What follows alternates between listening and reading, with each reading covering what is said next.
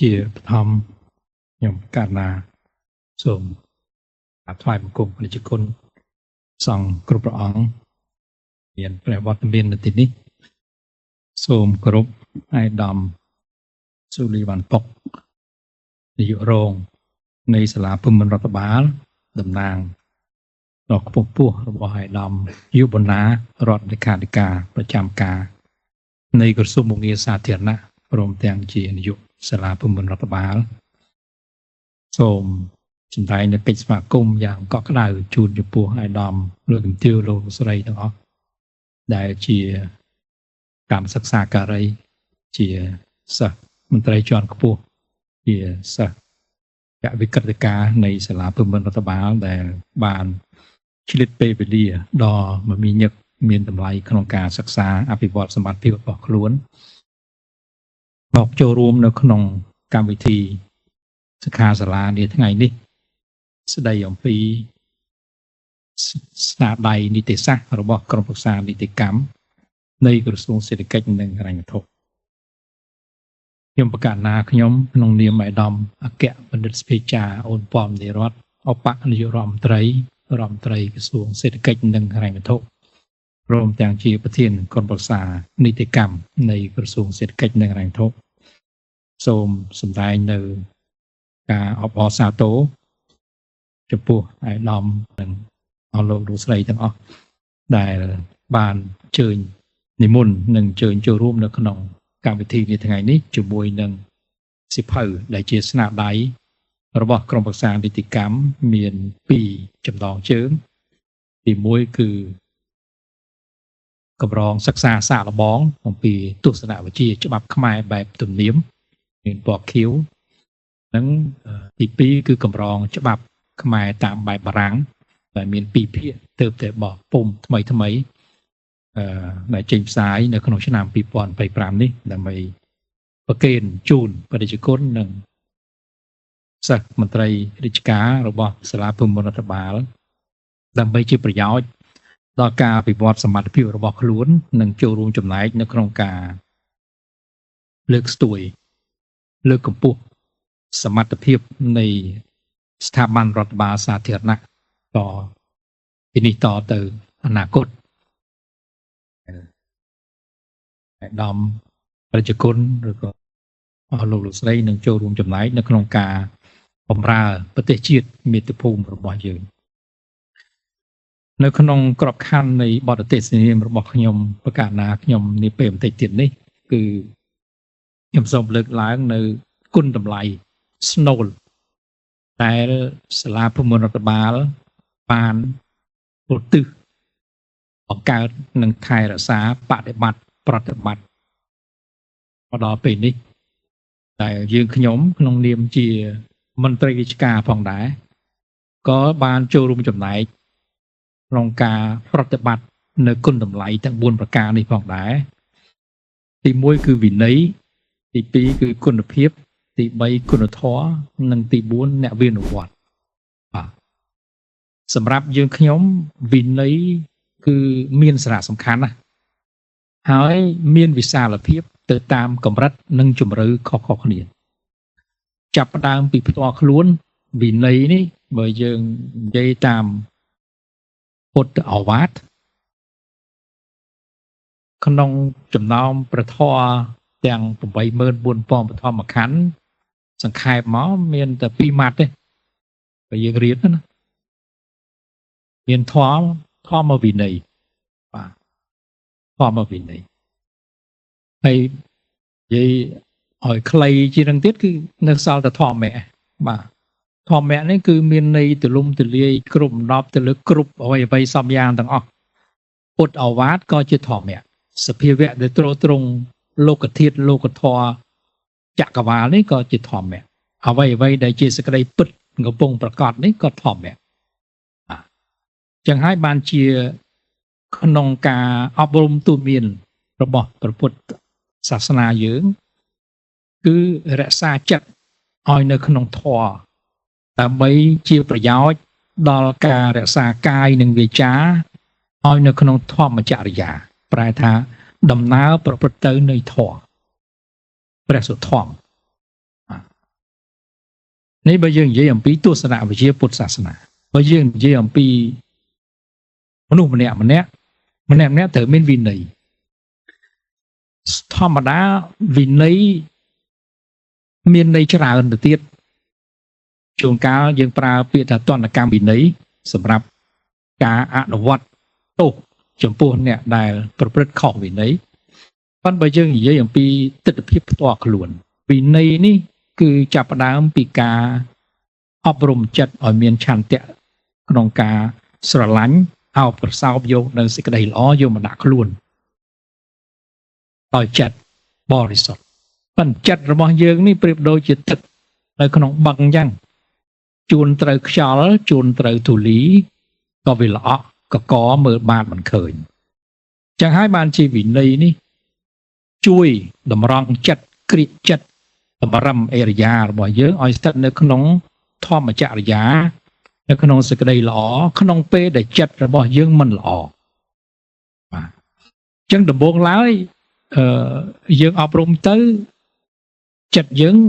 ស្រវាយកសេចក្តីល្អប៉ុន្តែនៅពេលដែលចិត្តនឹងល្អ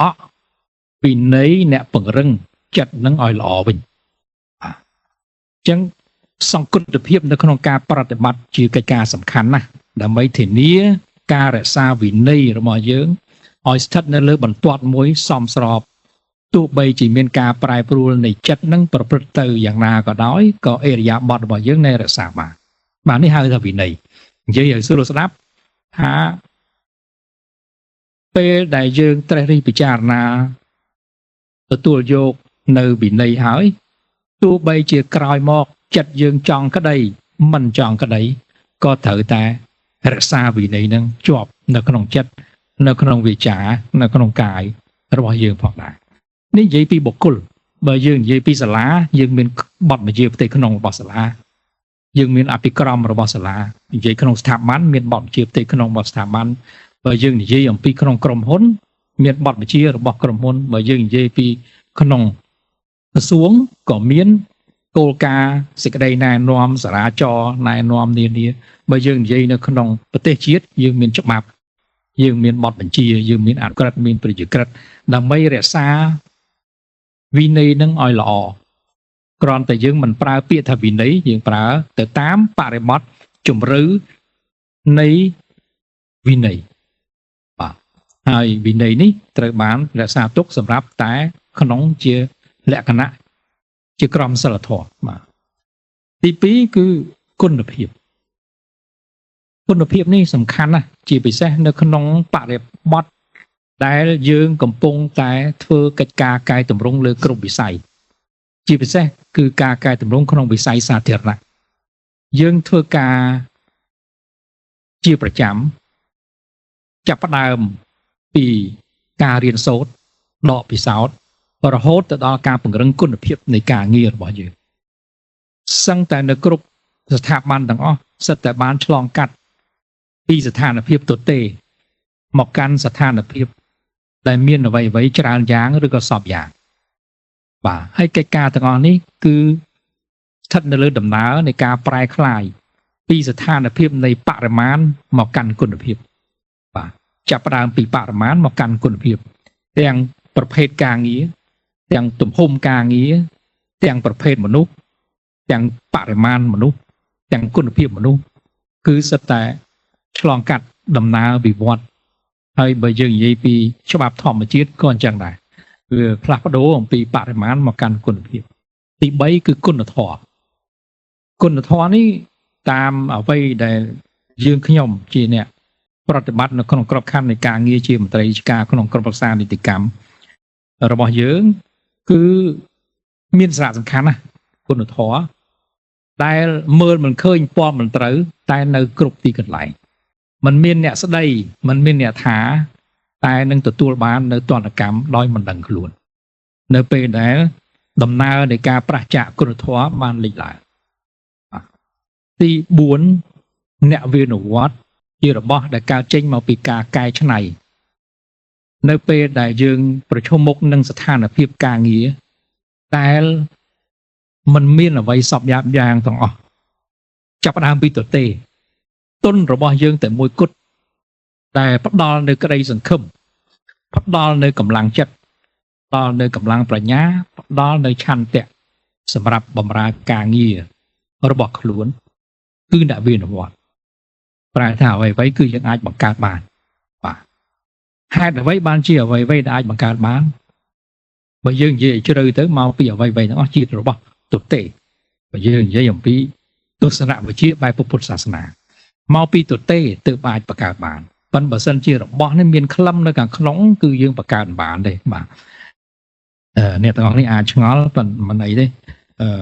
ទីទៀតយើងចូលដល់អ្វីដែលយើងខ្ញុំនឹងធ្វើបទបង្ហាញក្នុងចំណោមសិស្សមន្ត្រីរាជការដែលមានវត្តមាននៅទីនេះមានច្រើនចម្រុះកម្រិតដែលដំយុរងមានប្រសាសន៍មិញគឺមានចម្រុះច្រើនកម្រិតដែលខ្ញុំសូមលើកឡើងនៅរបស់ជាមុខងារ3យ៉ាង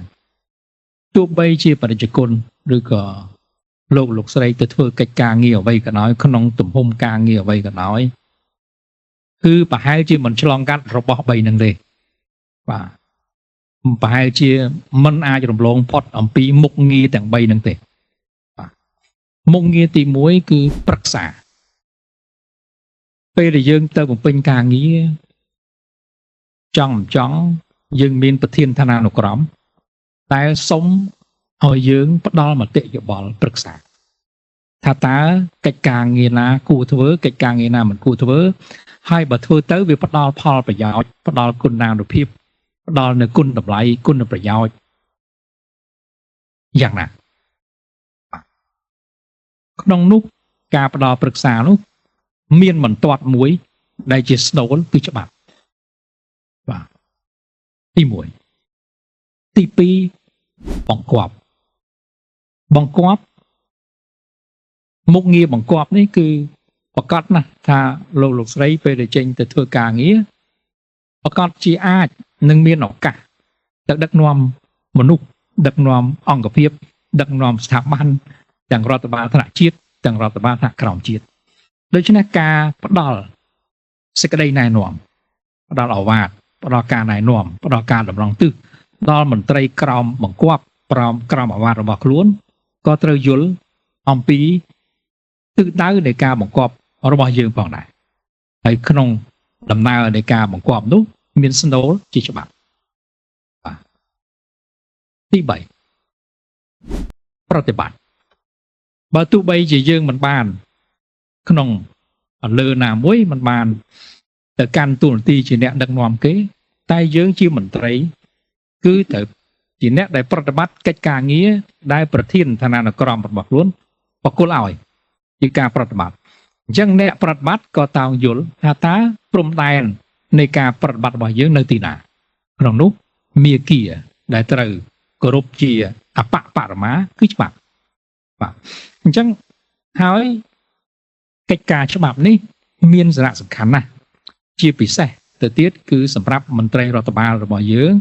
ដែលត្រូវយកច្បាប់ជាគោលត្រូវយកច្បាប់ជាមូលដ្ឋានបើទោះបីជាខ្លួនទៅបំពេញការងារជាមន្ត្រីប្រតិបត្តិក៏ត្រូវការច្បាប់ជាមន្ត្រីថ្នាក់ដឹកនាំដែលផ្ដល់បង្គាប់ជាអ្នកបង្គាប់បញ្ជាឬក៏ត្រូវដឹកនាំមន្ត្រីក្រមបង្គាប់ក៏ត្រូវមានច្បាប់ទៅធ្វើកិច្ចការងារជាប្រយោជន៍ដល់ប្រធានស្ថាប័នរបស់ខ្លួនដើម្បីជាប្រយោជន៍ដល់ការតម្រង់ទិសក្នុងកម្រិតនយោបាយឬក៏គោលនយោបាយណាមួយដែលយើងជាសេនាធិការហើយដែលជោគជ័យរបស់យើងនៅក្នុងការបំពេញមុខនីតិជាសេនាធិការឲ្យថ្នាក់ដឹកនាំគឺការផ្ដល់ប្រឹក្សាយោបល់មួយដែលមានច្បាប់ជាគោលមានច្បាប់ជាមូលដ្ឋានបាទក្នុងន័យនេះហើយទៅយើងខ្ញុំរំពឹងថាបទឧទ្ទេសនាមស្ដីអំពីចក្ខុវិស័យនិងបេសកកម្មរបស់ក្រមប្រឹក្សានីតិកម្មនៃក្រសួងសេដ្ឋកិច្ចនិងហិរញ្ញវត្ថុនេះប្រហែលជាអាចជាអតិបរមាតាមការប្រឹងប្រែងរបស់ក្រមការងារយើងនៅក្នុងរសៀលនេះធ្វើជាប្រយោជន៍ជាអតិបរមាជូនប្រកេនដល់ប្រជាជនគុណនិងលោកស្រីសម្រាប់ជាទុនក្នុងការពិចារណាបន្ថែមពីលើឧបករណ៍ការងារជាសិភៅដែលយើងខ្ញុំប្រកាសណាខ្ញុំបានចែកប្រកេនជូននៅពេលដែលចាប់ផ្ដើមសិក្ខាសាលានេះ ចាក់ខុវិស័យនិងបេសកកម្មរបស់ក្រមប្រឹក្សានីតិកម្មខ្ញុំសូមលើកឡើងនៅចំណុច5ទី1គឺក្របខ័ណ្ឌស្ថាប័នរបស់ក្រមប្រឹក្សានីតិកម្មទី2ខ្លឹមសារនៃចាក់ខុវិស័យនិងបេសកកម្មរបស់ក្រមប្រឹក្សានីតិកម្មទី3សមិទ្ធផលដែលសម្រេចបាននៅលើវិថីនៃការបំពេញបេសកកម្មនិងសម្រាប់ចាក់ខុវិស័យរបស់ខ្លួនទី4ជាគុណតម្លៃដោយអាដាមនាយករងមានប្រសាសន៍មិញយើងធ្វើកិច្ចការងារមានការតម្រង់យកគុណតម្លៃជាស្នូលនៃការបំពេញការងាររបស់យើងគុណតម្លៃអាចទុកថាជាលក្ខខណ្ឌចាំបាច់ខ្វះមិនបានសម្រាប់ធានាអត្ថិភាពនៃស្ថាប័នមួយស្ថាប័នមួយដែលបង្កើតឡើងហើយដែលធ្វើកិច្ចការងារដោយមិនរំពឹងឬក៏មិនរំពៃឬក៏មិនអោយតម្លៃឬក៏មិនគិតគូរអំពីគុណតម្លៃទេចង់មិនចង់នឹងត្រូវប្រឈមមុខនឹងការបាត់បង់ទី5បញ្ហាប្រឈមនិងកិច្ចពិភាក្សាដែលបើកទូលាយជូនដល់ប្រកេនជូនដល់ប្រជាជននិងលោកស្រីពិចារណាជាមួយគ្នាដើម្បីប្រមាលមើលអំពីទស្សនវិស័យដើម្បីដោះស្រាយបញ្ហាចំពោះមុខផងហើយក៏អាចថាជាការដកពិសោធន៍ក្នុងការបំពេញការងារជាមន្ត្រីរាជការក្នុងនាមជាអ្នកដឹកនាំក្នុងនាមជាអ្នករៀនសូត្រអំពីភាពជាអ្នកដឹកនាំក្នុងការដោះស្រាយបញ្ហានិងត្រួសត្រាយមាគ៌ាទៅកាន់ចក្ខុវិស័យដែលយើងបានកំណត់ក្របខ័ណ្ឌស្ថាប័នគឺក្រមប្រឹក្សានីតិកម្មនៃក្រសួងសេដ្ឋកិច្ចនិងហិរញ្ញវត្ថុបានវិវត្តខ្លួនចេញអំពីនាយកដ្ឋាននីតិកម្មនៃអគ្គលេខាធិការដ្ឋានក្រសួងមកកាន់ជាក្រុមប្រឹក្សានីតិកម្មដែលមានសមាជិកភាពក្រោមការដឹកនាំផ្ទាល់របស់រដ្ឋមន្ត្រីក្រសួងសេដ្ឋកិច្ចនិងហិរញ្ញវត្ថុមានសមាជិកភាពចាប់ពីអគ្គនាយកឡើងគឺសិតតែជាសមាជិកនិងអនុប្រធានទាំងអស់ដោយឡែកដើម្បីឲ្យក្រុមប្រឹក្សានីតិកម្មដំណើរការប្រព្រឹត្តទៅបានដោយល្អមានប្រសិទ្ធភាពគឺយើងមានរចនាសម្ព័ន្ធដែលជាលេខាធិការដ្ឋានរបស់ក្រមប្រឹក្សានីតិកម្មមានខាធិការដ្ឋានមួយដែលមានផ្នែក4ផ្នែកប្រឹក្សានីតិវិទ្យាផ្នែកប្រឹក្សាច្បាប់ផ្នែកបច្ចេកវិទ្យាព័ត៌មាននិងផ្នែកគ្រប់គ្រងទូទៅជាចក្ខុវិស័យក្រមប្រឹក្សានីតិកម្មរបស់យើងជាសាវតា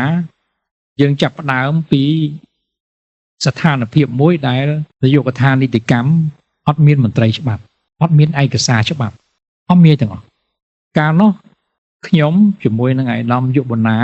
កាលពីឆ្នាំ2004 2005ហ្នឹងគាត់ជាប្រធាននាយកដ្ឋានបុគ្គលិកនៃក្រសួងសេដ្ឋកិច្ចនិងហិរញ្ញវត្ថុបាទជាសាវតាអញ្ចឹងខ្ញុំជជែកគ្នាជាមួយលោកប្រធាននាយកដ្ឋានកាលនោះថាឥឡូវតើត្រូវធ្វើម៉េចនាយកដ្ឋាននីតិកម្មហ្នឹងព្រោះស្អីក៏អត់មានដែរអត់ទាំងឯកសារអត់ទាំងរបៀបរបបធ្វើការព្រោះកាលហ្នឹងនាយកដ្ឋាននីតិកម្មកើតឆ្នាំ2000ខ្ញុំចូលទៅហ្នឹងឆ្នាំ2005វាកើតបាន5ឆ្នាំមិនអត់មានឯកសារអីក្រៅពីសំណុំនៃរាជកិច្ចគោគ្នានៅជគ្រប់ឯកសារអញ្ចឹងទី1អត់មានឯកសារត្រឹមត្រូវទី2មនុស្សយើងមិនដឹងរោនិស្សិតឬក៏រោអ្នកច្បាប់អ្នកណាដែលយល់អំពីរឿងវិស័យសេដ្ឋកិច្ចហិរញ្ញវត្ថុក្នុងគណៈពេលដែលមនុស្សទូទៅយល់ថាក្រសួងសេដ្ឋកិច្ចហិរញ្ញវត្ថុធ្វើការងារគោលនយោបាយបច្ចេកទេសសេដ្ឋកិច្ចហិរញ្ញវត្ថុអត់មានច្បាប់ទេបាទយើងយល់យីអញ្ចឹងនៅតាមសាកលវិទ្យាល័យក៏អត់មានអ្នកណាបង្រៀនពីរឿងអស់ហ្នឹងដែរមនុស្សក៏អត់មានសម្ភារៈក៏អត់មានតើអ្វីយើងមានកាលនោះឯកឧត្តម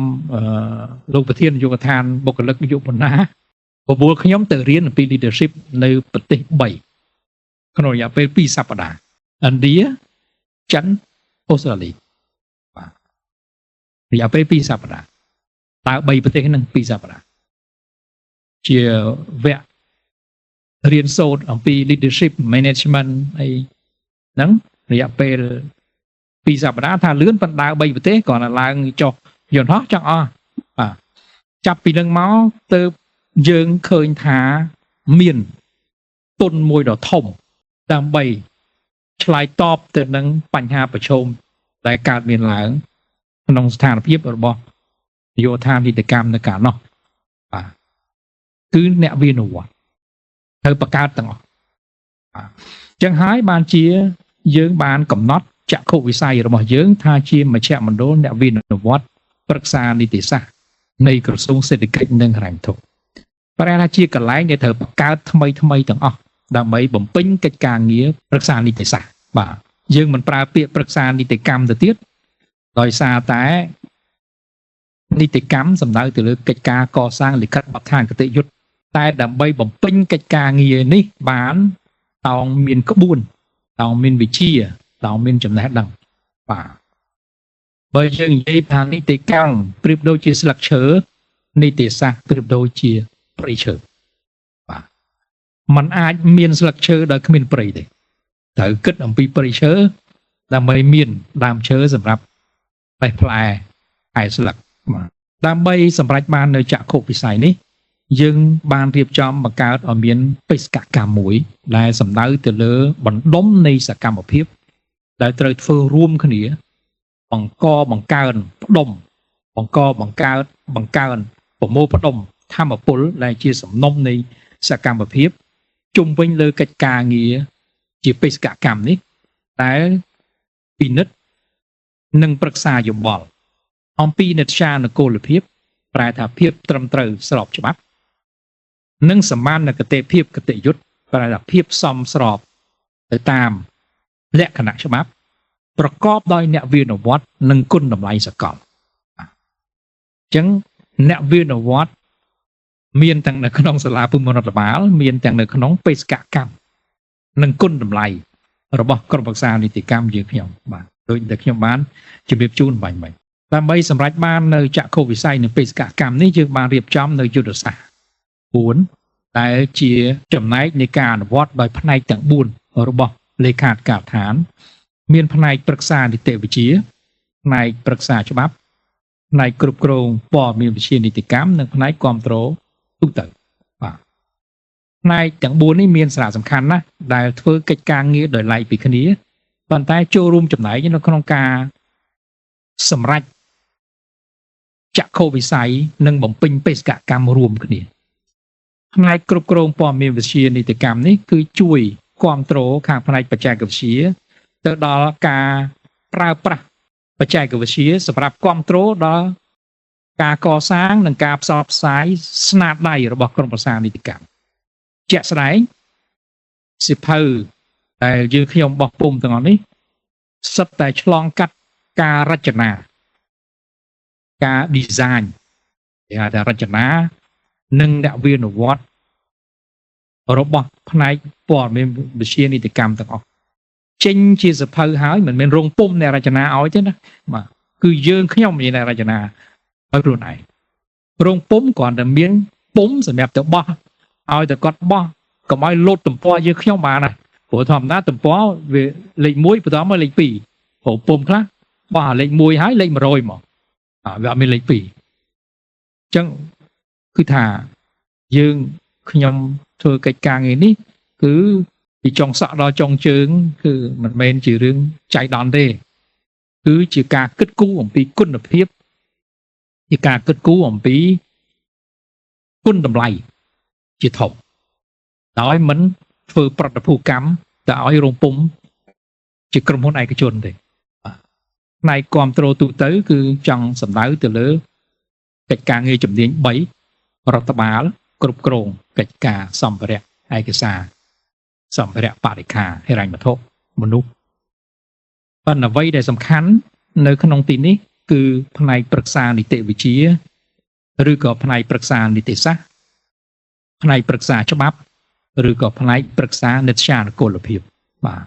យើងខ្ញុំរយៈពេលជាង10ឆ្នាំមកនេះបានធ្វើការផ្លាស់ប្ដូររចនាសម្ព័ន្ធជាបន្តបន្ទាប់មូលហេតុនៃការផ្លាស់ប្ដូររចនាសម្ព័ន្ធនេះគឺមានចរិតជាសត្យានុម័តផងជាអត្តនោម័តផងជាអត្តនោម័តគឺធនធានមនុស្សយើងមានតិចកិច្ចការងារយើងមានច្រើនទាំងកិច្ចការងារដែលមាននៅក្នុងផែនការទាំងកិច្ចការងារដែលនៅក្រៅផែនការទៅតាមសេចក្តីត្រូវការបន្ទាន់បង្ខំរបស់ថ្នាក់ដឹកនាំដែលលោកបកគលភារកិច្ចឲ្យយើងដល់យោបល់ច្បាប់ទាំងក្នុងផ្ទៃក្នុងក្រសួង ទាំងទីក្នុងរដ្ឋាភិបាលតំណាងក្រសួងនៅទីស្តីការគណៈរដ្ឋមន្ត្រីជាដើមអំពីមតិច្បាប់ដែលជាសមត្ថកិច្ចរបស់ក្រសួងសេដ្ឋកិច្ចនិងហិរញ្ញវត្ថុអញ្ចឹងកិច្ចការជាច្រើនដែលមិនស្ថិតនៅក្នុងផែនការដែលបានកសាងពីដើមឆ្នាំឬក៏សម្រាប់រយៈពេល3ឆ្នាំរំកិលច្រើនកិច្ចការងារទោះបីយើងខំប្រឹងកសាងផែនការក៏ដោយក៏មានកិច្ចការជាច្រើនសឹងតែ 80% ដែលវានៅក្រៅផែនការហើយកិច្ចការដែលនៅក្រៅផែនការនេះមានលក្ខណៈបទាន់បខំបញ្ញាប់បញ្ញាល់ត្រៀមខ្លួនមិនបានប្រៀបដូចជាខ្យល់ព្យុះចឹងវាលឿនត្រូវឆ្លើយតបលឿនរីឯកិច្ចការងារនៅក្នុងផែនការបើទោះបីជាយើងប្រើប្រាស់ធម្មពលធនធានមនុស្សរបស់យើងធ្វើឲ្យបានទៀងទាត់សមស្របតាមពេលវេលាក៏កិច្ចការងារនេះសឹងតែធ្វើមិនបានអស់ផងដោយសារអីដោយសារកិច្ចការទាំងអស់នោះថ្មីការរៀបចំចងក្រងថ្មីការរៀបចំនិពន្ធបង្កើតមគ្គុទ្ទេសក៍នីតិសាស្ត្រថ្មីអត់មានលំអានពីមុនមកទេត្រូវសិក្សាអំពីឧត្តមមានវត្តអន្តរជាតិរបៀបនៃការចងក្រងធ្វើក្រមនីយកម្ម codification guide de logistique ត្រូវចេះរបៀបនៅក្នុងការនិពន្ធច្បាប់ត្រូវរៀនទាំងអស់បាទអញ្ចឹងសិតតែជាកិច្ចការងារដែលថ្មីហើយมันមានបង្រៀននៅតាមសាកលវិទ្យាល័យកុំថាឡើយនៅក្នុងប្រទេសខ្មែរប្រទេសកម្ពុជាយើងនៅប្រទេសដទៃទៀតក៏มันមានបង្រៀនដែរព្រោះនេះវាជាទម្លាប់រដ្ឋបាលនៅតាមស្ថាប័នសាធារណៈដែលធ្លាប់ធ្វើកិច្ចការងារជាបន្តបន្ទាប់ជាហូរហែមកនេះជាកត្តាអត្តនោម័តផងសច្ចានុម័តផងបាទដែលខ្ញុំជម្រាបជូនបាញ់ជាអត្តនោម័តប្រែថាយើងមិនចេះជាសច្ចានុម័តតែវាទំហំវាច្រើនគ្រប់គ្រងវាបាទអញ្ចឹងនេះជាបញ្ហាប្រឈមធំដែលត្រូវពិនិត្យមើលឡើងវិញអំពីរបៀបនៃការបំពេញការងាររបស់យើងរបៀបនៃការបំពេញការងារយើងឲ្យឈ្មោះថាជាការរៀបចំរចនាសម្ព័ន្ធជា structure ហើយ structure ហ្នឹងជាអ្នកកំណត់ process ការងារបាទមាន structure ត្រូវមាន process បាទដំណើរការងារយ៉ាងម៉េចពិនិត្យសេចក្តីព្រាងច្បាប់ត្រូវចេញពីណាទៅណាពិនិត្យសេចក្តីព្រាងអនុក្រឹត្យត្រូវចេញពីណាទៅណាពិនិត្យសេចក្តីព្រាងប្រកាសចរាចរណ៍ត្រូវចេញពីណាទៅណាបាទការងារជំរឿប៉ុណ្ណាត្រូវឲ្យអ្នកណាធ្វើជំនាញប៉ុណ្ណាការងារជំរឿប៉ុណ្ណាត្រូវឲ្យជំនាញកម្រិតណាធ្វើបាទនេះជាកិច្ចការងារត្រូវដឹកនាំត្រូវគ្រប់គ្រងតែពេលនោះបញ្ហាប្រឈមយើងធំថាពីមុនផ្នែករបស់យើងមាននីតិកម្មចំណូលនីតិកម្មចំណាយអីចឹងបាទតែมันអាចឆ្លើយតបទៅនឹងស្ថានភាពការងារនឹងបាទដោយសារតែទំហំការងារធំបន្ទាន់ជំរឿក៏ជ្រៅដូច្នេះជាមួយនឹងស្ថានភាពនេះយើងបានដកខ្លួនមកពិចារណាឥឡូវបញ្ហាមានចំពោះមុខហើយបញ្ហាវាធំទៀតបើយើងប្រៀបធៀបវិញប្រៀបដូចជាសំពៅធ្វើដំណើរនៅលើមហាសមុទ្របាទត្រូវចោះចាញ់បញ្ហាប៉ុន្តែបើចោះចាញ់បញ្ហាវាបង្កើតបញ្ហាមួយទៀតត្រូវជៀសចេញពីបញ្ហាបើជៀសចេញពីបញ្ហាវាកើតនៅបញ្ហាមួយទៀតបាទដូច្នេះមធ្យោបាយរបស់យើងមានតែមួយ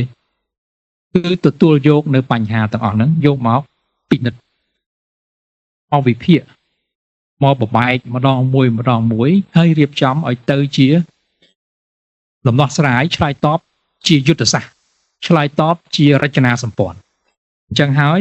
ទើបបានឈានមកដល់យើងដាក់កំណត់គោលការណ៍មួយថាយើងប្រៀបដូចជាសំពៅនៅលើមហាសមុទ្រដែលត្រូវឆ្លងកាត់ព្យុះភ្លៀងដែលយើងមិនអាចគ្រប់គ្រងអាកាសធាតុទាំងអស់នោះបានអ្វីដែលយើងអាចគ្រប់គ្រងបានគឺសំពៅរបស់យើងដូច្នេះមានតែកែរចនាសម្ព័ន្ធរបស់យើងអញ្ចឹងហើយបានជាយើងផ្លាស់ប្ដូររចនាសម្ព័ន្ធរបស់យើងចេញពីនីតិកម្មចំណូលហើយនីតិកម្មចំណាយមកកាន់ប្រឹក្សានីតិវិទ្យាដែលមានវិសាលភាពគ្របដណ្ដប់ទៅលើកិច្ចការងារជាយុទ្ធសាស្ត្រកសាងចំណេះវិជ្ជាទាំងឧត្តមមានវត្តអន្តរជាតិទាំងឧត្តមមានវត្តជាតិក្នុងកម្រិតជាគោលនយោបាយនីតិសាស្ត្រក្នុងកម្រិតជាវិទ្យាសាស្ត្រនីតិសាស្ត្ររីឯផ្នែកប្រឹក្សាច្បាប់គឺឆ្លើយតបទៅនឹងកិច្ចប្រតិបត្តិការប្រចាំថ្ងៃឆ្លើយតបទៅនឹងបញ្ហាបន្ទាន់បខំភ្លាមចំពោះមុខដើម្បី បំពេញបេសកកម្មរបស់ខ្លួនទ្រទ្រង់មុខងារច្បាប់ជាប្រយោជន៍ជូនដល់ស្ថាប័ននៃក្រសួងសេដ្ឋកិច្ចហិរញ្ញវត្ថុរបស់យើងក្នុងន័យនេះប្រឹក្សានីតិវិទ្យាយើងផ្ដោតសំខាន់ទៅលើកិច្ចការងារ4ដែរទី1គឺការធ្វើនៅក្រមភិវូបនីយកម្មឬក៏ក្រមឧបនីយកម្មចងក្រងឯកសារច្បាប់ទាំងអស់ឲ្យទៅជាកម្រងច្បាប់ដើម្បីងាយយល់ងាយអានសម្រាប់ជំនាញរបស់យើងហើយជាពិសេសគឺងាយនឹងផ្ដល់ប្រឹក្សាយោបល់ច្បាប់ជូនដល់ស្ថាប័នទាំងផ្ទៃក្នុងក្រសួងទាំងផ្ទៃក្រៅក្រសួងព្រោះអ្វីៗទាំងអស់គឺចងក្រងទាំងអស់ចេញពីស្ថានភាពដែលលិខិតបទដ្ឋានគតិយុត្តទាំងអស់រប៉ាត់របាយរតាត់រតាយមកកាន់កម្រងសម្រងមួយដែលមានការរៀបចំបទដ្ឋានតាមតក្កវិជ្ជាគតិយុត្តបាទទី2គឺសត្យានុក្រមចេញពីស្ថានភាពមួយដែលយើងជួបពាក្យមួយឆ្ងល់មួយសួរបដាយើងមកកាន់ស្ថានភាពមួយដែលយើងមានកម្រងជាសត្យានុក្រមសុពលដែលដកស្រង់នៅនិយមន័យគតិយុត្តពីវគ្គស័ព្ទគតិយុត្តដែលមានចែងនៅក្នុងលិខិតបទដ្ឋានគតិយុត្តជាធរមានទី3គឺនិពន្ធមគ្គុទ្ទេសក៍នីតិសាស្ត្រដែលយើងបាននឹងកំពុងរៀបចំជាបន្តបន្ទាប់ទី4គឺនិពន្ធប្រតិបត្តិនឹងការផ្សព្វផ្សាយដូចជាអ្វីដែលយើងខ្ញុំប្រកាសណាខ្ញុំកំពុងតែធ្វើក្នុងគណៈនេះកំពុងតែផ្សព្វផ្សាយហេតុអីបានត្រូវធ្វើការផ្សព្វផ្សាយពីព្រោះច្បាប់ទាំងឡាយมันអាចនិយាយខ្លួនឯងបានទេច្បាប់ទាំងឡាយត្រូវមានអ្នកនិយាយទី1ទី2ច្បាប់មិនមែនសម្រាប់អនុម័តហើយយកទៅតម្កល់នៅក្នុងបណ្ណាល័យទេត្រូវធ្វើឲ្យវាទៅជាមានជីវិតរស់រវើកនៅក្នុងដំណើរការនៃការរក្សាសណ្ដាប់ធ្នាប់នៅក្នុងសង្គមឲ្យមានភាពរស់រវើកនៅក្នុងការរក្សានៅដំណើរត្រឹមត្រូវនៅក្នុងរដ្ឋបាលនៅក្នុងសង្គមដូច្នេះការផ្សព្វផ្សាយអំពីចំណេះដឹងច្បាប់ជាកិច្ចការសំខាន់ខ្លាំងណាស់ដើម្បីធានាឲ្យមន្ត្រីរាជការនិងប្រជាពលរដ្ឋរស់នៅលើដំណើរនៃសណ្ដាប់ធ្នាប់លើដំណើរនៃភាពត្រឹមត្រូវមួយបាទធ្វើឲ្យមនុស្សយល់អំពីច្បាប់ទើបអាចអនុវត្តច្បាប់បានច្បាប់មិនអាចអនុវត្តដោយឯងបានទេបាទត្រូវតែមានការផ្សព្វផ្សាយត្រូវតែមានការលើកកម្ពស់ការយល់ដឹងអ្នកមួយមិនអនុវត្តច្បាប់ដោយការមិនយល់ដឹងអ្នកមួយទៀតយល់ដឹងអំពីច្បាប់ប៉ុន្តែមិនអនុវត្តច្បាប់ទម្ងន់នៃការទទួលខុសត្រូវខុសនេះផ្នែកប្រឹក្សាច្បាប់ដែលឆ្លើយតបទៅនឹងស្ថានភាពនៃតម្រូវការបន្ទាន់បខំចំពោះមុខប្រចាំថ្ងៃនេះគឺពិនិត្យអំពីនិច្ចានុគលភាពទៅលើការដោះស្រាយវិវាទនានាមានវិវាទសារពើពន្ធជាដើមនិច្ចានុគលភាពលើរឿងហិរញ្ញវត្ថុសាធារណៈជាអាចនិច្ចានុគលភាពអំពីកិច្ចការងាររដ្ឋបាលនិច្ចានុគលភាពទៅលើរឿងច្បាប់អន្តរជាតិបាទឆ្លងកាត់ដំណើរនៃការមកពេញបេសកកម្មឆ្ពោះទៅកាន់ចក្ខុវិស័យនេះយើងបានសម្រេចនៅសមិទ្ធផល2សន្តានទី1គឺស្នាដៃនីតិសាស្ត្រដែលជាមូលដ្ឋាននៃការផ្ដល់ប្រឹក្សាច្បាប់ប្រឹក្សានីតិកម្មទី2គឺសេវាប្រឹក្សានីតិកម្មស្នាដៃនីតិសាស្ត្រនេះយើងបានផ្សារភ្ជាប់ខ្លួនជាមួយបច្ចេកវិទ្យារាល់កម្រងស្នាដៃនីតិសាស្ត្ររបស់ក្រុមប្រឹក្សានីតិកម្មទាំងអស់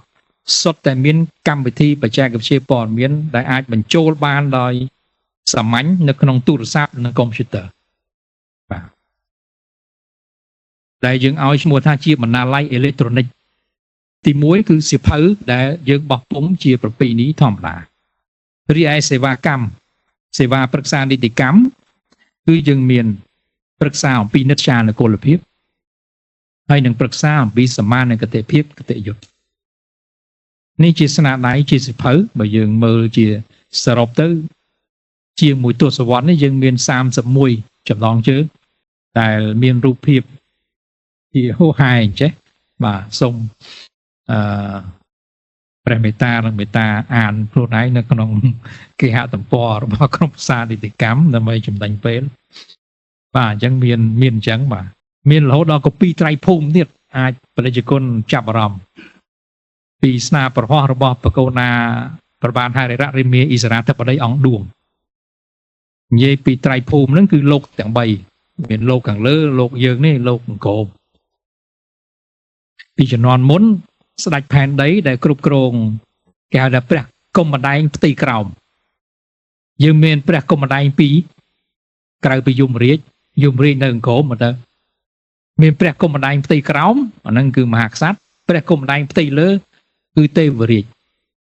សកទេវរាជប្រែថាស្ដេចរបស់ទេវតាអញ្ចឹងនៅក្នុងកពីត្រៃភូមិនេះមានចែងអញ្ចឹងបើសិនជាបរិយាគុណឬក៏លោកស្រីមានការចាប់អារម្មណ៍ពីរឿងត្រៃលោកអាចទៅអានសភៅត្រៃលោកហ្នឹងត្រៃភូមិនឹងបានសមិទ្ធផលជាបណ្ណាល័យអេឡិចត្រូនិកគឺអាច scan បានភ្លាមហើយចូលទៅក្នុងបណ្ណាល័យហ្នឹងដោយធម្មតាហើយ download បានដោយសាមញ្ញជាទ្រព្យសម្បត្តិសាធារណៈរបស់ជាតិយើងសម្រាប់ក្រៅពីស្នាដៃយើងមានសេវា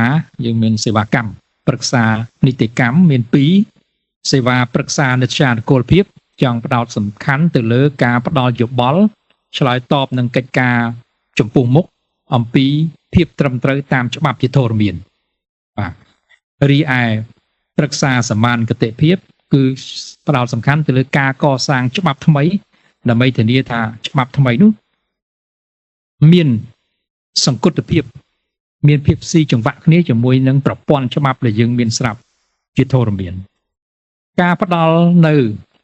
សេវាប្រឹក្សានិងការកសាងនៅស្នាដៃទាំងអស់នេះយើងតម្កល់តម្កើងនិងបង្កើតស្នូលដែលជាគុណតម្លៃរួមពីរទី1គឺអ្នកវិនិវត្តថាត្រូវបង្កើតថ្មីកុំឲ្យថារបស់អត់មានយើងត្អូញត្អែបើអត់មានត្រូវបង្កើតថ្មីជាឱកាសក្នុងការបង្កើតថ្មីទី2គឺគុណតម្លៃសកលប្រែថាទាំងការផ្ដល់ប្រឹក្សាច្បាប់ត្រូវធានាថាមានលក្ខណៈជីវវិទ្យាសាស្ត្រមិនមែនផ្ដល់យោបល់ព្រោះធម្មតាបើផ្លូវល្អវាងាយនឹងចង្អុលប៉ុន្តែធម្មតាយោបល់នានាបញ្ហានានាដែលយើងខ្ញុំឆ្លងកាត់តែងតែពោពេញទៅដោយឧបសគ្គពោពេញទៅដោយវិវាទទំនាស់បញ្ហាបាទដែលយើងត្រូវធានាថាមតិប្រឹក្សាយោបល់របស់យើងមានលក្ខណៈវិទ្យាសាស្ត្រមានគុណតម្លៃជាសកលធានាថាប្រធានស្ថាប័នលោកអាចធ្វើការសម្រេចចិត្តប្រកបដោយមានភាពជឿជាក់ច្បាស់លាស់ក្នុងទិដ្ឋភាពច្បាប់ហើយប្រកបដោយការទទួលខុសត្រូវមានសុវត្ថិភាពគតិយុត្តមានសុវត្ថិភាពតាមផ្លូវច្បាប់បន្ថែមពីលើគុណតម្លៃរួមនេះយើងមានគុណតម្លៃវិជ្ជាជីវៈរបស់យើង4គឺគុណភាពនៃការតាក់តែងលិខិតបទដ្ឋានជាពិសេសគឺការតាក់តែងបទបញ្ញត្តិគតិយុត្តដោយធានាថាភាសាច្បាប់ទាំងរចនាបទទាំងទស្សនៈទានទាំងទស្សនៈវិជ្ជាគឺអាចនឹងយល់បានដោយអញ្ញានុភាពដោយប្រើប្រាស់បញ្ញាញាណភ្លឺថ្លាបូរណភាពនៃការយល់ដឹងត្រូវធានាថាការផ្សព្វផ្សាយរបស់យើងឲ្យជ្រួចជ្រាបបានកាន់តែប្រសើរកាន់តែទូលំទូលាយកាន់តែស៊ីជម្រៅទៅកាន់មន្ត្រីអនុវត្តច្បាប់និត្យានុភាពនៃកិច្ចការកែតម្រង់រាល់យើងបានដឹងទាំងអស់គ្នាថារាជរដ្ឋាភិបាលយើងបាននឹងកំពុងដឹកនាំអនុវត្តនៃកិច្ចការងារកែតម្រង់នានាទាំងក្នុងវិស័យសាធារណៈវិស័យរដ្ឋបាលសាធារណៈវិស័យហិរញ្ញវត្ថុសាធារណៈដូច្នេះត្រូវធានាថាវិធានការនៃការកែតម្រង់នោះមានអានុភាពតាមផ្លូវច្បាប់សមស្របទៅតាមតម្រូវការនៃការកសាងបទដ្ឋានធានានៅប្រសិទ្ធភាពនៃកិច្ចការកែតម្រង់សមស្របតាមប្រព័ន្ធច្បាប់របស់យើងទី4គឺសមានគតិភាពគតិយុត្តប្រែច្បាប់ហ្នឹងគឺសមស្របទៅតាមស្ថានភាពនៃស្ថាប័នរដ្ឋបាលធនធានមនុស្សផ្នត់គំនិតវប្បធម៌សង្គមសេចក្តីត្រូវការរបស់ជាតិយើងទោះបីយ៉ាងណាក៏ដោយយើងនៅតែមានបញ្ហាប្រឈមតែមិនទាន់ដោះស្រាយចប់ទៅឡើយទៅលើទាំងការតាក់តែងគុណភាពនៃការតាក់តែងទាំងបូរណភាពនៃការយល់ដឹងទាំងអានុភាពនៃការកែតម្រង់ទាំងសមានគតិភាពនៃការកសាងច្បាប់ ដូច្នេះសហការីរបស់យើងខ្ញុំពីររូប3រូបទៀតនឹងធ្វើការឧទ្ទិសនាមជូនប្រកេនជូនលម្អិតអំពីទាំងច្បាប់ជាទស្សនវិជ្ជាជាខ្មែរទាំងច្បាប់ក្នុងវិស័យទំនើប digital ហើយខ្ញុំប្រកាសថាខ្ញុំសូមលើកទឹកចិត្តដល់អង្គសិក្ខាសាលារបស់យើងប្រើប្រាស់វេទិកាដ៏កម្រនេះដើម្បីដាក់ខ្លួនយើងថាជាមន្ត្រីរាជការធ្វើកិច្ចការងារហ្នឹងថាតើបើសិនជាយើងវិញត្រូវដោះស្រាយយ៉ាងម៉េចត្រូវដឹកនាំការងារនឹងយ៉ាងម៉េចឲ្យប្រសើរជាងអ្វីដែលយើងខ្ញុំបានសម្រេចមកដល់ពេលនេះបាទចឹងហើយក្រុមពិភាក្សាមានទូនាទីក្នុងការជជែកវែងញែកកត់ត្រាចម្លើយហើយឡើងយកមកធ្វើបទទេសនាមបង្ហាញអំពី model បាទអំពីដំណើរនៃការដឹកនាំរបស់អ្នកទាំងអស់គ្នាប្រកបដោយភាពជាអ្នកដឹកនាំឆ្នើមវ័យក្មេងហើយនឹងមានអ្នកវិនវត្តខ្ញុំប្រកាសថាខ្ញុំសូមបញ្ចប់បទទេសនាមដោយសង្ខេបខ្លីប៉ុណ្ណេះនិងសូមអរគុណ